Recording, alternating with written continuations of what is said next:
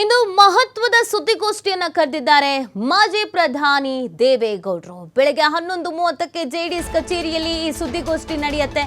ಮೈತ್ರಿ ಕ್ಷೇತ್ರ ಹಂಚಿಕೆ ವಿಚಾರವಾಗಿ ಎಚ್ಡಿಡಿ ಮಾತನಾಡುವಂತ ಸಾಧ್ಯತೆ ಇದೆ. ನೋಡಿ, ಕೆಲವು ಕ್ಷೇತ್ರಕ್ಕೆ ಸಂಬಂಧಪಟ್ಟಂತೆ ಒಂದಷ್ಟು ಗೊಂದಲ ಇದೆ ಅಂತ ಹೇಳ್ತಾ ಇದ್ರು. ಅಧಿಕೃತವಾಗಿ ಅನೌನ್ಸ್ ಮಾಡಿ ಅಂತ ಕೇಳ್ಕೊಳ್ತಾ ಇದ್ರು.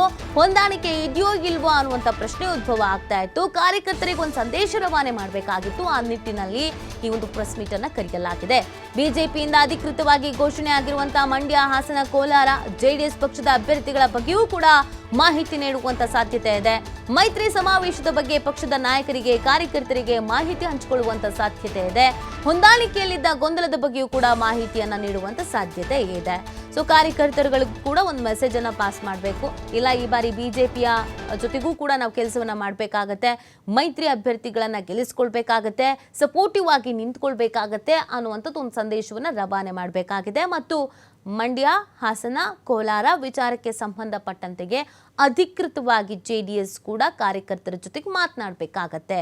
ಸೊ ಆ ನಿಟ್ಟಿನಲ್ಲಿ ಈ ಒಂದು ಪ್ರೆಸ್ ಮೀಟ್ ಅನ್ನ ಕರೆಯಲಾಗಿದೆ. ಸೊ ಈ ಎಲ್ಲದರ ವಿಚಾರವನ್ನ ಮಾತನಾಡುವಂತ ಸಾಧ್ಯತೆ ಇದೆ. ಏನೆಲ್ಲ ಮಾತಾಡ್ತಾರೆ, ಏನು ಎತ್ತ, ಇದ್ರ ಬಗ್ಗೆ ಮತ್ತಷ್ಟು ಮಾಹಿತಿ ಲಭ್ಯವಾಗಬೇಕಾಗಿದೆ.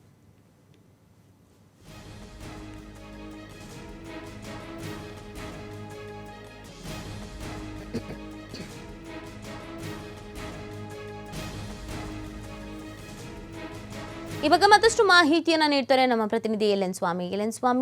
ಈಗ ಜೆಡಿಎಸ್ ವಿಚಾರಕ್ಕೆ ಬರುವುದಾದ್ರೆ, ಮೈತ್ರಿಯಲ್ಲಿ ಹೊಂದಾಣಿಕೆ ಇಲ್ಲ, ಒಂದಷ್ಟು ಅಸಮಾಧಾನ ಇದೆ. ಅಧಿಕೃತವಾಗಿ ಅನೌನ್ಸ್ ಮಾಡೋದಕ್ಕೆ ಯಾಕೆ ಇಷ್ಟು ಹಿಂದು ಮುಂದೆ ನೋಡ್ತಾ ಇದ್ದಾರೆ, ಏನ್ ನಡೀತಾ ಇದೆ ಆಕ್ಚುಲ್ ಆಗಿ ಪಕ್ಷದ ಒಳಗೆ ಅನ್ನುವಂಥ ಪ್ರಶ್ನೆ ಕಾರ್ಯಕರ್ತರಿಗೂ ಕೂಡ ಆಯಿತು. ಅದೆಲ್ಲದಕ್ಕೂ ಇವತ್ತೊಂದು ಕ್ಲಾರಿಟಿ ಸಿಗುತ್ತಾ ದೇವೇಗೌಡರ ಪ್ರೆಸ್ ಮೀಟ್ ಇಂದ? ಖಂಡಿತ ರೀತಿ ಇವತ್ತು ಜೆಡಿಎಸ್ ನಲ್ಲಿರುವಂತಹ ವಿಚಾರಗಳು ಅಂದ್ರೆ ಕ್ಷೇತ್ರ ಹೊಂದಾಣಿಕೆಯಲ್ಲಿದ್ದಂತಹ ಅಸಮಾಧಾನಕ್ಕೆ ಕಾರಣ ಏನು, ಹಾಗೂ ದೆಹಲಿಗೆ ಹೋಗಿದಂತ ಸಂದರ್ಭದಲ್ಲಿ ಹೈಕಮಾಂಡ್ ಜೊತೆ ಯಾವೆಲ್ಲ ಒಂದು ಮಾತುಕತೆ ಆಗಿದೆ, ಕ್ಷೇತ್ರದ ವಿಚಾರಕ್ಕೆ ಸಂಬಂಧಪಟ್ಟಂತೆ ಯಾವ ರೀತಿ ಸಿದ್ಧತೆಗಳಾಗ್ತಾ ಇದೆ ಅನ್ನೋ ವಿಚಾರದ ಬಗ್ಗೆ ಇವತ್ತು ಮಾಜಿ ಪ್ರಧಾನಿ ದೇವೇಗೌಡರು ಇವತ್ತು ಸುದ್ದಿಗೋಷ್ಠಿ ಕರೆದಿರುವಂತದ್ದು. ಪ್ರಮುಖವಾಗಿ ಒಂದಿಷ್ಟು ಕಾರ್ಯಕರ್ತರಿಗೆ ಸೂಚನೆ ಕೊಡುವ ಸಾಧ್ಯತೆಗಳು ಇದೆ. ಯಾಕಂದ್ರೆ ಬಿಜೆಪಿ ಜೊತೆ ಒಂದು ಹೊಂದಾಣಿಕೆ, ಬಿಜೆಪಿ ಕಾರ್ಯಕರ್ತರ ಜೊತೆ ಹೊಂದಾಣಿಕೆ, ಜೆಡಿಎಸ್ ಸ್ಪರ್ಧೆ ಮಾಡುವಂತ ಕ್ಷೇತ್ರಗಳಲ್ಲೂ ಸೇರಿದಂತೆ ಜೆಡಿಎಸ್ ಸ್ಪರ್ಧೆ ಮಾಡದ ಬೇರೆ ಕ್ಷೇತ್ರಗಳಲ್ಲೂ ಬಿಜೆಪಿ ಅಭ್ಯರ್ಥಿಗಳಿಗೆ ಯಾವ ರೀತಿ ಒಂದು ಕೆಲಸ ಮಾಡ್ಬೇಕು, ಬಿಜೆಪಿ ಪರ ಯಾವ ರೀತಿ ಒಂದು ಕೆಲಸ ಮಾಡ್ಬೇಕು ಎಂಬ ಆ ಸೂಚನೆಯನ್ನ ಕಾರ್ಯಕರ್ತರಿಗೆ ಇವತ್ತು ಕರೆ ಕೊಡುವ ಸಾಧ್ಯತೆಗಳು ಹೆಚ್ಚಾಗಿದೆ. ಇನ್ನು ನಾಯಕರ ಅಸಮಾಧಾನಕ್ಕೆ ಸಂಬಂಧಪಟ್ಟಂತೆ, ಅದಕ್ಕೆ ಕ್ಷೇತ್ರ ಹೊಂದಾಣಿಕೆಗೆ ಅಸಮಾಧಾನ ಇದ್ದಂತ ವಿಚಾರಕ್ಕೆ ಸಂಬಂಧಪಟ್ಟಂತೆ ರಾಜ್ಯ ಬಿಜೆಪಿ ನಾಯಕರ ಜೊತೆ ಒಂದು ಮಾತುಕತೆ ಮಾಡಿದಂತ ಒಂದು ವಿಚಾರ, ಹಾಗೂ ಪೂರ್ವ ತಯಾರಿ ಯಾವ ರೀತಿ ಒಂದು ಸಿದ್ಧತೆಗಳಾಗ್ತಾ ಇದೆ, ಮಂಡ್ಯ, ಹಾಸನ, ಕೋಲಾರದಲ್ಲಿ ಯಾವ ರೀತಿ ಒಂದು ಸಿದ್ಧತೆಗಳನ್ನ ನಡೆಸಬೇಕು, ಹಾಗೂ ಸಮಾವೇಶಗಳನ್ನ ಯಾವ ರೀತಿ ಒಂದು ನಡೆಸಬೇಕು ಎಂಬ ವಿಚಾರದ ಬಗ್ಗೆ ಇವತ್ತು ಮಾಜಿ ಪ್ರಧಾನಿ ದೇವೇಗೌಡರು ಒಂದಿಷ್ಟು ಮಾಹಿತಿಗಳನ್ನ ಹಂಚಿಕೊಳ್ತಾ ಇದ್ದಾರೆ.